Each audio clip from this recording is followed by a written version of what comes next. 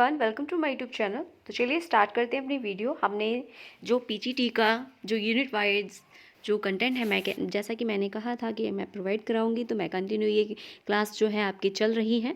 3 video मैंने upload कर दी हैं, वो नहीं देखी हैं तो ज़रूर देख लें, क्योंकि जो बेसिक है मैंने उससे कवर करना स्टार्ट किया है। कहने का मतलब मेरा ये है कि हमने वो क्वेश्चन भी, वो कंटेंट भी इंक्लूड किया है जो आपका सोशियोलॉजी को एक स्टैंड देता है। कहने का मतलब ये है कि समाजशास्त्र की उत्पत्ति किन परिस्थितियों में हुई, और जो हमारे फ्रांस के जो राजा थे, उन्होंने लुईस 16वां और 14वां और 15वां जो भी थे, उन्होंने क्या क्या स्थिति क्रिएट की, जिसके कारण फ्रांस में जो समाज की स्थिति, लोगों की स्थिति इस तरीके से हो गई कि उन्होंने एक रिवॉल्यूशन लाए।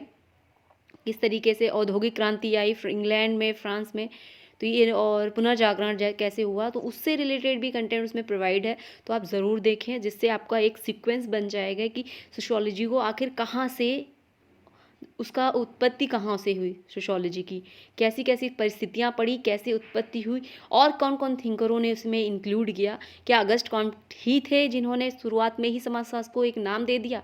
क्योंकि कोई भी चीज़ बनती है तो एकदम से नहीं बनती है, धीरे धीरे बनती है। तो उसी तरीके से जो और विषय थे, जैसे हमारा फिजिक्स, केमिस्ट्री, बायो, मैथ, तो साइंस से रिलेटेड क्वेश्चन जो आपके विषय थे वो पहले ही आ चुके थे। तो समाजशास्त्र बाद में क्यों आया और पहले क्यों नहीं आया, ऐसी कुछ सवाल हमारे माइंड में पुटअप होते हैं। तो उससे रिलेटेड थोड़ी सी मैं यहाँ पे बात ज़रूर करना चाहूँगी, क्योंकि पहले क्या था कि हम लोग, कहने का मतलब मेरा ये है, इसको भी मैंने सोल्यूशन दिया है आपके 2nd या 3rd वीडियो में, मैंने वो बताया हुआ है क्वेश्चन है। तो उसमें ये है कि आप, जब हम भौतिक चीज़ों को पहले देखते हैं, जो अपनी ज़रूरतों को पहले पूरा करते हैं, इसलिए जो बाकी सब विषय बने पहले बन गए। और जो समाजशास्त्र विषय बना वो लास्ट में इस कारण से बना क्योंकि हमने भौतिक वस्तुओं को पहले देखा, पहले प्राथमिकता दी आसपास की ज़रूरतों को, खुद की ज़रूरतों को कि किस तरीके से पूरी की जाए, कैसे होती हैं। फिर लास्ट में आता है अपने विषय पे कि हमारा जो इंटर कनेक्शन होता है एक दूसरे के साथ, कौन सी चीज़ें होती है जो लिंक करती हैं एक दूसरे के साथ। तो ये सब चीज़ें जानने के लिए, इस चीज़ को समझने के लिए, ये जो हमारे समनर जी थे, इन्होंने और आपके हीगल ने द्वंद्वात्मक जो समाजशास्त्र है, कहने का मतलब ये है, ये उसी का ब्रांच है। जो सोशियोलॉजी के कई सारे ब्रांच हुए हैं, तो पहले तो एक विषय के रूप में उभरा समाजशास्त्र, एक विषय के रूप में। जैसे कहते हैं ना, धीरे धीरे हर चीज़ का डिवाइडेशन हो जाता है, ऐसे ही समाजशास्त्र की अनेक शाखाएं निकल के आई हैं। तो सब कुछ हम सीरियल बाय सीरियल पढ़ते रहेंगे।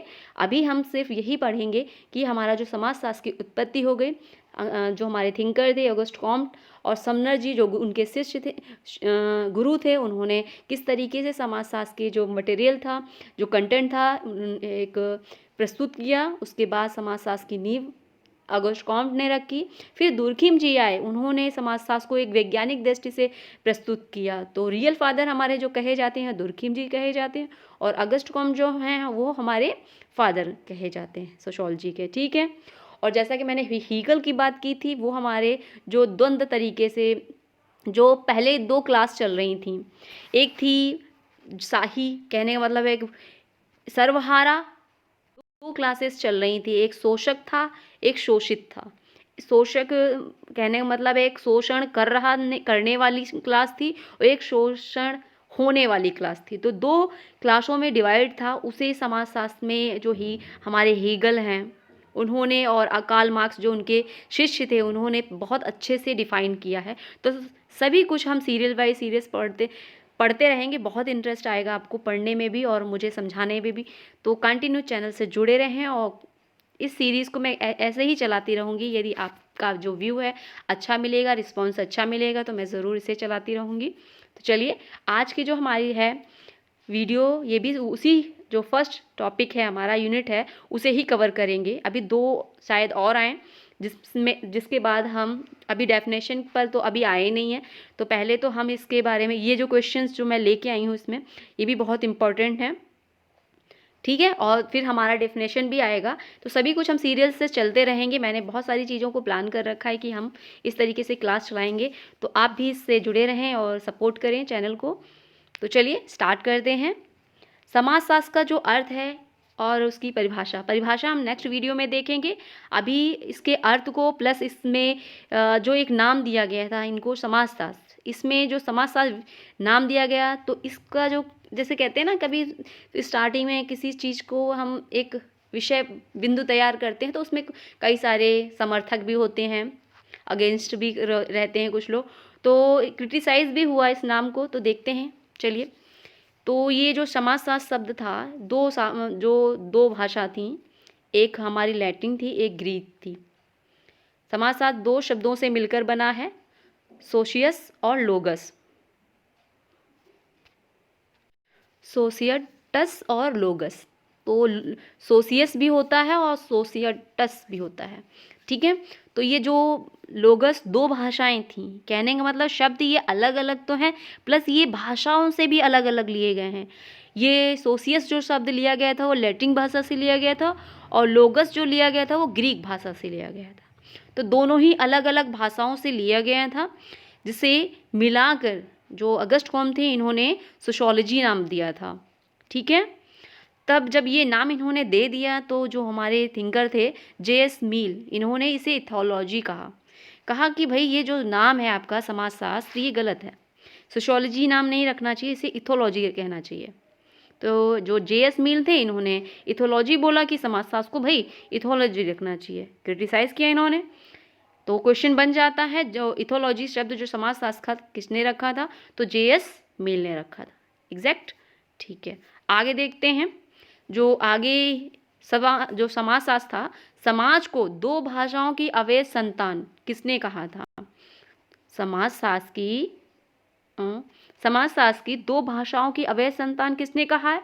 वीरस्टीड ने कहा है और जॉन स्टुअर्ट मिल ने भी कहा है, ठीक है। ऑप्शन में जिस हिसाब से आपके आ जाए आप उसी तरफ से टिक करिएगा, ठीक है। यदि वीरस्टीड है ऑप्शन में और यदि दोनों है तो आप वीरस्टीड पहले लगाएंगे, ठीक है, क्योंकि इन्होंने पहले किया है। और यदि दोनों में से एक है तो आप जॉन स्टुअर्ट मिल लगाएं या वीरस्टीड, ठीक है।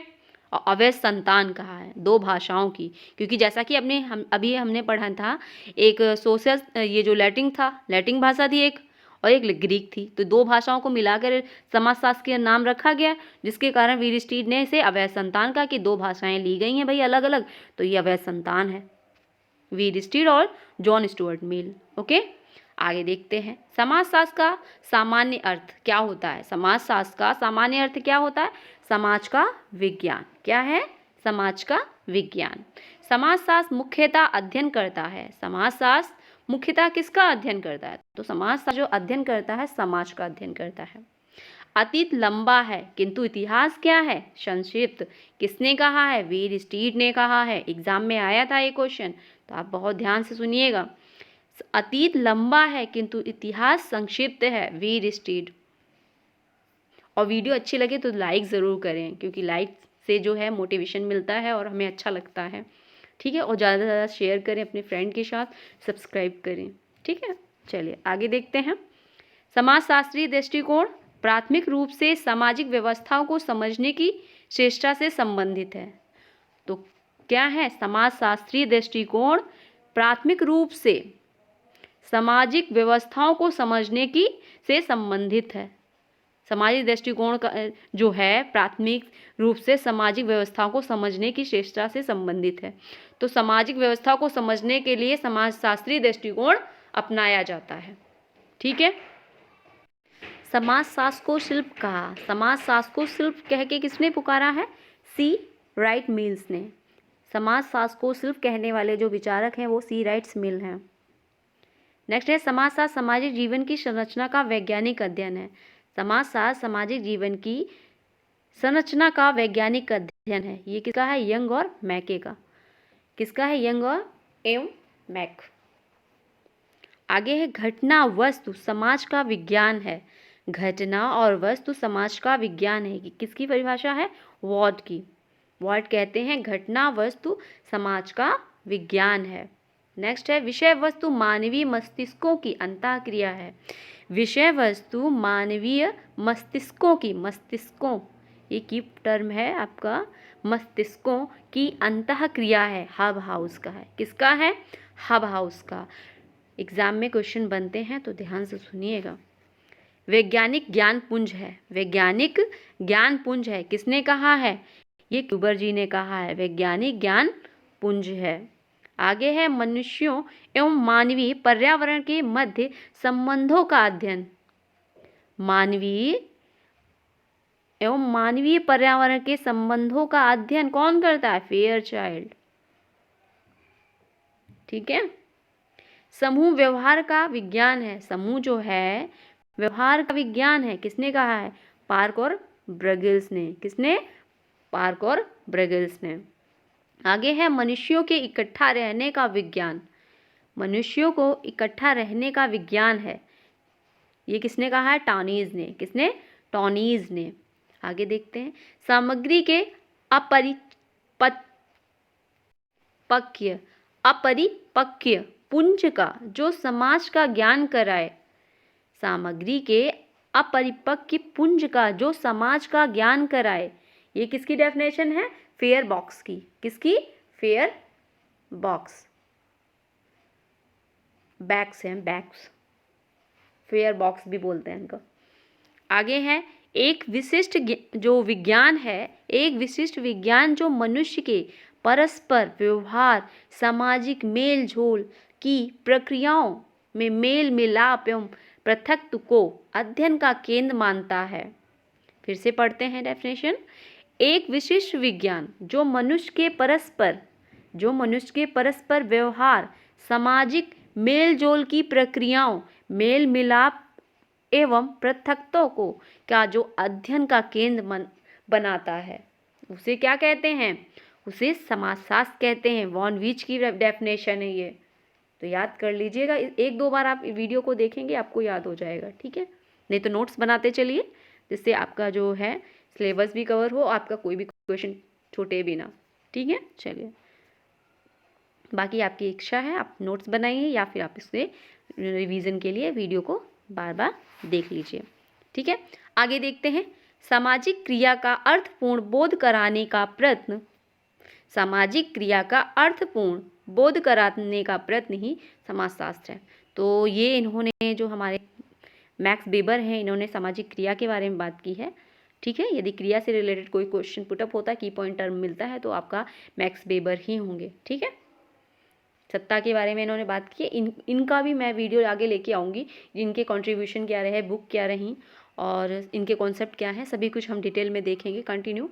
ठीक है, चलिए आगे देखते हैं समूहों में मनुष्यों के व्यवहारों का वर्णन। समूहों में मनुष्यों के व्यवहारों का वर्णन यंग जी का है। अभी हमने क्वेश्चन क्या देखा था, इसमें क्या लिखा हुआ? समूह में मनुष्यों के व्यवहारों का वर्णन यंग की परिभाषा है। समूहों के इकट्ठा रहने का विज्ञान टॉनीज का है। तो इस चीज़ को आप थोड़ा ध्यान रखिएगा, क्वेश्चन एकदम थोड़ा सा ही माइनर चेंज होता है और थिंकर चेंज हो जाते हैं। ठीक है, तो मनुष्यों के इकट्ठा रहने का विज्ञान है। मनुष्यों के इकट्ठा रहने का विज्ञान सामाजिक विज्ञान कहलाता है, समाजशास्त्र कहलाता है, टॉनीज का है। और ये क्वेश्चन, ये डेफिनेशन क्या है? समूहों में मनुष्यों के व्यवहारों का वर्णन। समूह है, उसमें मनुष्य के व्यवहारों का वर्णन किया जाता है, समाजशास्त्र कहलाता है। किसकी है? यंग जी की। आगे देते हैं मानवीय अंतः क्रियाओं एवं अंतः संबंधों, उनकी दशाओं एवं परिणामों का अध्ययन है। मानवीय अंतः क्रियाओं एवं अंतर संबंधों, उनकी दशाओं एवं परिणामों का अध्ययन है। किसकी परिभाषा है? ये आपकी है गिन्सबर्ग की। किसकी? गिन्सबर्ग। चलिए आगे देखते हैं सामाजिक समूहों, उनके आंतरिक रूपों, संगठन की विधि प्रक्रियाओं का जो इन सभी को स्थिर या परिवर्तित करती है। ये किसकी परिभाषा? ये जॉनसन की परिभाषा है।